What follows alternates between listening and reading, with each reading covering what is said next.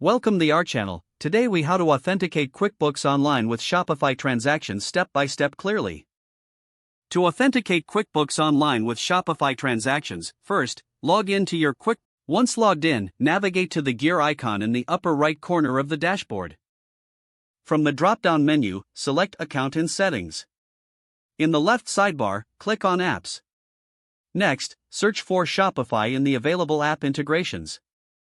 Click on the Get App Now button next to the Shopify integration. You will be redirected to the Shopify login page. Enter your Shopify store credentials to log in. Once logged in, you will see an authorization screen.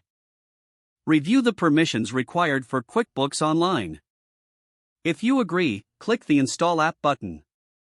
Return to your QuickBooks Online account once the installation is confirmed.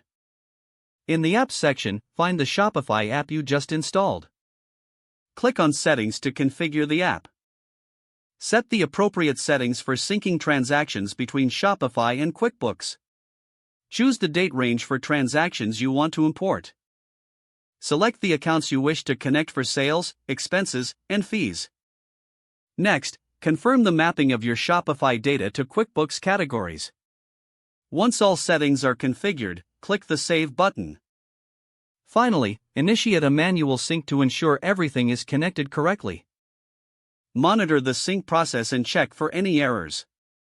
Make sure to regularly review your transactions in QuickBooks after syncing.